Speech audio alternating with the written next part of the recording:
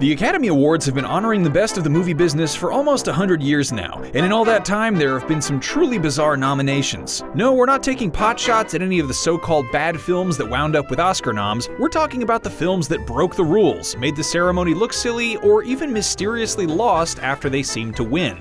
These are the weirdest Oscar nominations in history. Damien Chazelle's screenplay for the jazz drama Whiplash was tossed into the Best Adapted Screenplay category because before Whiplash was turned into a feature-length film, it was an award-winning short. The problem is, the screenplay to Whiplash wasn't based on the short. Actually, the short film was based on Chazelle's screenplay and was produced to help get the feature film made. That means Whiplash was actually based on an original screenplay and nominated in the wrong category. Oopsie daisy. Forgot my jacket. The Coen brothers' crime classic Fargo won 2 Academy Awards and was nominated for 5 more, including Best Editing for Roderick Jaynes. The thing is, Roderick Jaynes doesn't exist. He's just a pseudonym for the Coens. This isn't the only time that the filmmakers have been nominated under another name, but it is the only time that the filmmakers tried to make their fictional alter ego real. If they won, the Coens originally planned to send actor Albert Finney to the stage in character as Roderick Jaynes. Hey, they said they were going to the Twin Cities.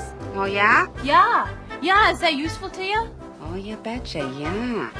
As far as we know, Adaptation is the only time a completely fictional person has been nominated for doing, if you think about it, absolutely nothing. Charlie Kaufman's adaptation of Susan Orlean's nonfiction book, The Orchid Thief, became a very strange film about Charlie Kaufman writing the adaptation of Susan Orlean's The Orchid Thief along with his identical twin brother, Donald. Both Kaufmans were played by Nicolas Cage, and Donald even got an Oscar nomination for co-writing the script. The thing is, Charlie Kaufman doesn't actually have a twin brother. He just made up Donald for the purposes of the story.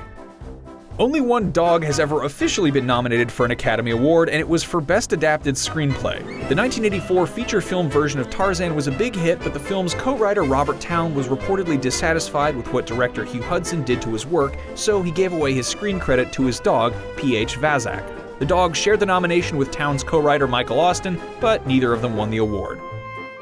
The first ever Academy Awards needed to lay the foundation for the future of the Oscars, and that meant that they had to be taken seriously. So when, as the story goes, the canine thespian Rin Tin Tin was nominated for Best Actor in 1929, the Academy declared a mulligan and gave the award to human actor Emil Jannings instead. How accurate this tale is perhaps has been lost to the ages, but come on, look at that face. Obviously, Rin Tin Tin was Oscar-worthy. Avatar may be one of the prettiest movies ever made, but after being nominated for and subsequently winning Best Cinematography and Best Art Direction, a lot of eyebrows were raised. That's because the majority of James Cameron's film was made via performance capture, and the lighting, camera work, and environments were largely created in a computer. Was the Academy voting for the fantastical animated production design, or for the real-life production design? Were they voting for the cinematography of the live action, or the gorgeous scenes of animated characters running around a Dayglow forest? Either way, it meant more Oscars for Cameron. I'm the king of the world! Kenneth Branagh is famous for his classy Shakespeare adaptations, but when the Academy nominated the filmmaker for his version of Hamlet, it's entirely possible that they were being satirical. That's because it was the first feature film production of Hamlet to include literally every line of Shakespeare's dialogue, which means that Branagh's Oscar-nominated so-called adaptation actually didn't change a single word from the play. Those are the weirdest Oscar nominations in history. Did we miss any of your favorites? Let's discuss in the comments, and you may also want to check out our list of the best worst movies ever, or perhaps take a look at the 29 worst reviewed movies of 2017, and be sure to like and subscribe to IGN on your platform of choice.